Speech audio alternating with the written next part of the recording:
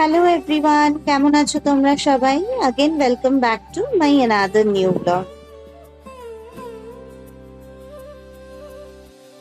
আজকে আমাদের গ্রামের বাড়িতে সেকেন্ড ডে, আর এখন ভোর প্রায় 5:30 কি 5:45 বাজে। এখানে তো সকাল সকালই ঘুম থেকে উঠতে হয়, আর খুব একটা খারাপও লাগে না জানো তো, কারণ এখানে ভোরবেলার পরিবেশটা এত স্নিগ্ধ, বেশ লাগে। স্নান সেরে চলে এলাম মন্দিরে, ভাবলাম তোমাদেরও সঙ্গে করে নিয়ে যাই। আমারও পুজো দেওয়া হবে আর তার সাথে তোমাদেরও একবার মন্দিরটাকে ঘুরিয়ে দেখিয়ে নেবো। এখানে জানো তো, মহিলারা যখন বাড়ির বাইরে বেরোয় তখন তারা যতটা সম্ভব ফোনটা দিয়ে তাদের ফেসটাকে কভার করে রাখে। যদিও যখন আমি প্রথমবার এসেছিলাম এই কাস্টমটা দেখে একটু অবাকই লেগেছিল, একটু অকওয়ার্ডই লেগেছিল, বাট গ্র্যাজুয়ালি আমিও জিনিসটাকে অ্যাকসেপ্ট করে নিয়েছি। যেখানে যেরকম ট্রেডিশন কাস্টম সেখানে সেটা তো অ্যাকসেপ্ট করতেই হবে, তাই গ্র্যাজুয়ালি আমিও এটাকে অ্যাডপ্ট করে নিয়েছি। ওই যে কথায় আছে না, জৈসা দেশ বৈসা ভেষ। যাই হোক, আমাদের এই মন্দিরে না গ্রামের অনেকেই পুজো দিতে আসে। আর সপ্তাহে যে বিশেষ দিনগুলো, যেমন সোমবার, মঙ্গলবার, শনিবার, সেই দিনগুলোতে না খুব ভিড় হয়। তো আমরা চেষ্টা করি সকাল সকাল উঠেই বাড়ির সকলে পুজো দিয়ে নিতে। আর এমনিতে ভোরবেলা পণ্ডিতজি আসেন, উনি এসে প্রথমে মন্দির পরিষ্কার করেন, তারপরে ওনার যে পুজো করা সেটা উনি করে দেন। তারপরে আমরা বাড়ির লোকেরা একে একে যে যার মতন স্নান সেরে এসে নিজের মতন করে শান্তিতে পুজো করি। আমি মন্দিরে এসেছি আর আমার পেছন পেছন দুগ্গুও চলে এসেছে। সে তো এমনিতেই সে ভোরবেলা ওঠে আর এখানে এসে আরো তাড়াতাড়ি উঠছে। তো সে এসে, তার তো মন্দিরে এমনিতেই ঠাকুর দেবতা ব্যাপারটা তার জন্য ভীষণ পছন্দের। তো সে এই জায়গাটাতে খুব এনজয় করে, অনেক ঠাকুর পায় সে তাদের পুজো করার জন্য।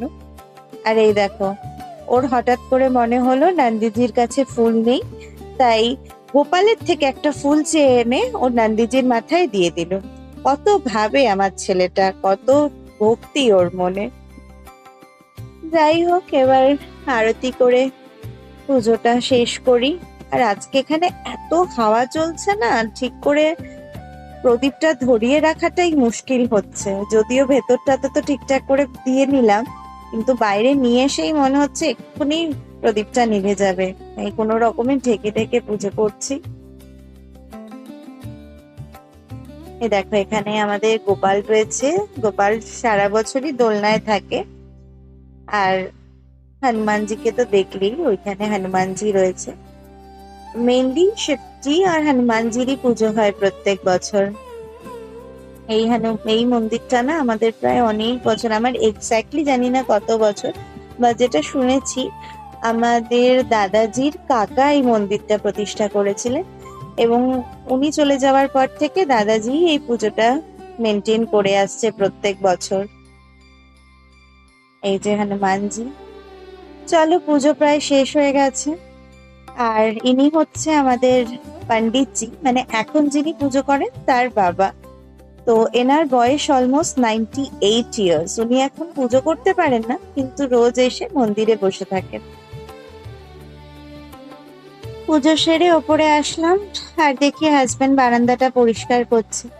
এটা ওর একটা ফেভারিট কাজ, খুব একটা মেহনত করতে হয় না তো। যাই হোক, ওর কাজ করুক, আমিও যাই ডুগুকে খাবার খাওয়াই, আর তারপরে নিজেও জল খাবার খাই, তারপরে বাকি কাজ হবে। ব্রেকফাস্ট করে বসেই ছিলাম, হঠাৎ করে পাপা দৌড়ে গিয়ে ডুগুকে কোলে করে নিয়ে আসলো আর আমাকেও বললো চলো নিচে চলো। এসে দেখি বাবা কত ভেড়া নিয়ে এখানে যাচ্ছে, এদের মনে হয় মাঠেই নিয়ে যাচ্ছে ঘাস খাওয়াতে। আর যোগ্য তো এই দৃশ্যটা দেখে ভীষণ এক্সাইটেড, ওর কাছে তো একটা নতুন এক্সপিরিয়েন্স না, ও একসাথে এত ভেড়া কোথাও দেখেনি। তো এটা ওর কাছে একটা নতুন এক্সপিরিয়েন্স। ইনফ্যাক্ট এখানে এসে জানো তো অনেক কিছু নতুন নতুন দেখছে। ও ফার্স্ট টাইম এখানে রিয়েল টাইম হর্স দেখেছে, কাউ দেখেছে, যেগুলো আগে কখনো দেখেনি। তো অনেক নতুন জিনিসের সাথে না ও পরিচয় হচ্ছে, ওর ইন্ট্রোডাকশন হচ্ছে। আর দেখো, এই খালি পায়ে কিভাবে এই রাস্তাটার মধ্যে হাঁটছে, পায়ে ব্যথা লাগছে কিন্তু তবু সে দৌড়বে। যাই হোক, এই জিনিসগুলো তো আর ওখানে পায় না, এখানেও এনজয় করছে, করুক। বাইরে যখন বেরোলাম ভাবলাম তোমাদের একটু আশপাশটা থেকে ঘুরিয়ে নিয়ে আসি। যদিও আমি এখানে খুব একটা বাইরে বেরোই না, তো যেহেতু এখন বেরোলাম তো ভাবলাম যাই একটু খেতে এখান থেকে ঘুরে আসি আর তোমাদেরও দেখিয়ে নিয়ে আসি। এই যে এখানে দেখতে পাচ্ছ, এগুলো হচ্ছে আমাদের ক্ষেত। আর এখানে এখন কি চাষ হচ্ছে বলতো? এখানে এখন ভুট্টা চাষ হচ্ছে। এটা হচ্ছে ভুট্টার পিক সিজন এখানে, তো এই সময় ভুট্টাই চাষ হয়। চলো এবার বাড়ির দিকে যাই, ঘরে অনেক কাজ পড়ে রয়েছে, সেগুলো গিয়ে সারি। দুপুরে খাওয়া দাওয়া করে একটু রেস্ট নিচ্ছিলাম ঘরে, হঠাৎ দেখলাম বাইরে প্রচন্ড ধোঁয়া। কি হয়েছে জানার জন্য বাইরে এসে দেখি এই পাশের জমিটাতে আমাদের পরিষ্কার করানো হয়েছিল, আর সেই জঞ্জালগুলোই পাপা এখন পোড়াচ্ছে। চলো তোমাদের একটু ছাদটা ঘুরিয়ে নিয়ে আসি, আর আশপাশটা ছাদ থেকে কেমন লাগে দেখতে সেটাও চলো তোমাদের দেখাই।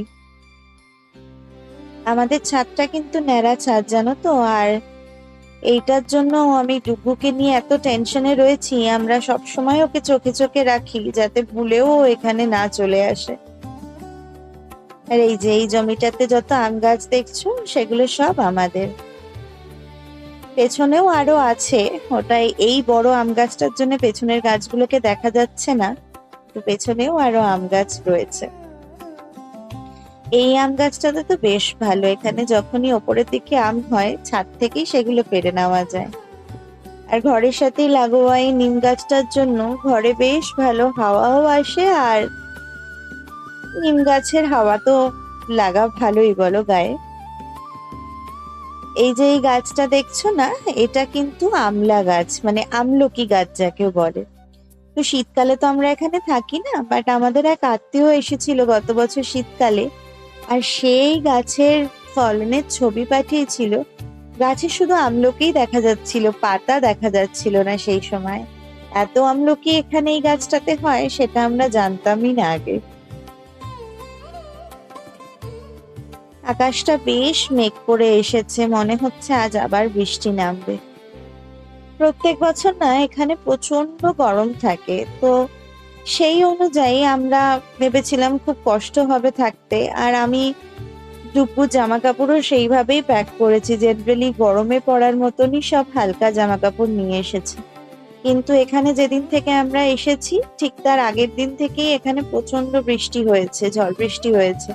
আর তারপর থেকেই ওয়েদারটা এত ঠান্ডা, ঠান্ডা বলতে লিটারালি মনে হয় এখানে অক্টোবরে যেরকম ঠান্ডা পড়ে অক্টোবর নভেম্বরে সেরকম বেশ কাঁপিয়ে ঠান্ডা লাগছে। তো ওকে যে আমি কি করে ম্যানেজ করে রাখছি, দু একটা গরম জামা কাপড় ফুল জামা নিয়ে এসছিলাম, সেটা নিয়েই কাজ চলছে। আর দেখো হঠাৎ করে চারিপাশটা অন্ধকার করে এরকম ঝড় শুরু হয়ে গেছে, তাড়াতাড়ি করে নিচে নেমে আসলাম। মনে হচ্ছে খুব জোর বৃষ্টি নামবে এখন। গ্রামের এই ঝড়ের সময়টা কি ভালো লাগে না? আমরা শহরে কিছুটা সময় বৃষ্টি পেলেও কিন্তু এই ঝড়ো হাওয়া, এই ফিলটা যেন আমরা শহরে পাই না। গ্রামের না সত্যি একটা আলাদা ব্যাপার আছে, আলাদা স্নিগ্ধতা আছে।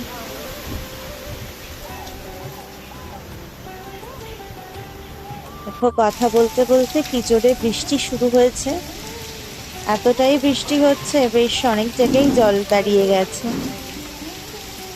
বাট ভালো লাগছে এই ওয়েদারটা না আজকে।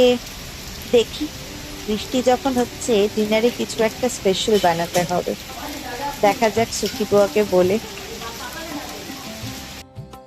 আমরা যখন গ্রামের বাড়িতে রয়েছি আর এরকম বৃষ্টির ওয়েদার, তখন তো একটাই জিনিস খেতে ইচ্ছা করছে, সেটা হলো লিট্টি চোখা।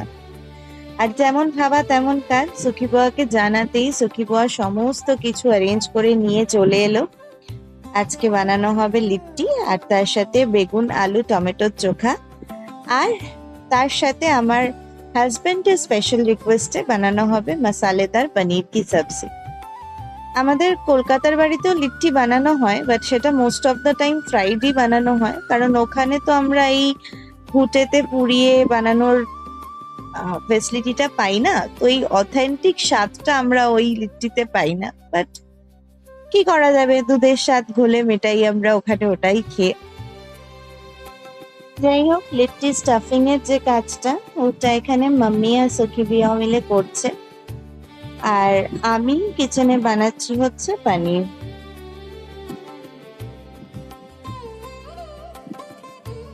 বেগুনগুলো পোড়ানো হয়ে গেছে, সখিবিয়া ওখানে বেগুনগুলো তুলে নিচ্ছে, আর লিট্টিগুলো হাফ বেক হয়েছে। এবার নেক্সট বেকিং এর প্রসেসটা আলাদা করে হবে। আমারও পনির প্রায় হয়েই এসেছে, সমস্ত কিছু গ্রেভিটা হয়ে গেছে। গ্রেভিটা আরেকটু আমি মাখা মাখা করব, তাই তার জন্য একটু বেশিক্ষণ ফোটাতে হবে। হাফ বলেছিলাম হয়ে গেছে লিট্টিগুলো।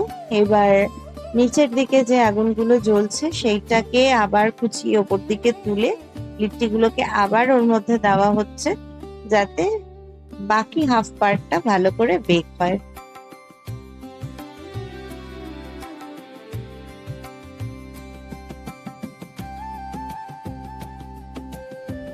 হয়ে গেছে লিট্টি বানানো, আর বাবা এগুলোর ওপরে এখন ভালো করে ঘি মাখাচ্ছে। আহা হা, কি ভালো লাগছে না, মনে হচ্ছে এই ঘিয়ে মাখানো লিট্টিগুলো দেখে কখন আমি খাবো। যাই হোক, ওখানে চোখাও রেডি হয়ে গেছে, তার সাথে আমার পনিরের সবজিও রেডি। সবাইকে খেতে দিয়ে দিই, আর দাদাজি আর সুশীল চাচা অলরেডি খেতে বসে গেছে। তো দেখি ওদের আজকের ডিনারটা কেমন লাগছে। জেনারেলি লিট্টি চোখা তো প্রায়ই খাওয়া হয়, বাট আজকে পনিরের সবজিটা আমার হাজবেন্ডের ডিমান্ডেই বানানো হয়েছে। লেটস সি এটার সাথে লিট্টির কম্বিনেশনটা বাকি সবার কেমন লাগছে। চলো, মনে হয় সবারই ভালো লেগেছে, বাকিদেরও খেতে দিয়ে দিই, আর আমরাও খেতে বসে যাব এবার। চলো, আজকের ভিডিওটা এই অবধি থাক, তোমাদের সাথে পরে আবার অনেক ভিডিওতে দেখা হবে। আজকেরটা ব্লগটা কেমন লাগলো প্লিজ আমাকে জানিও, আর আরো অনেক ব্লগ দেখার জন্য আমার চ্যানেলটাকে সাবস্ক্রাইব করে দিও। আজ আসি, টাটা।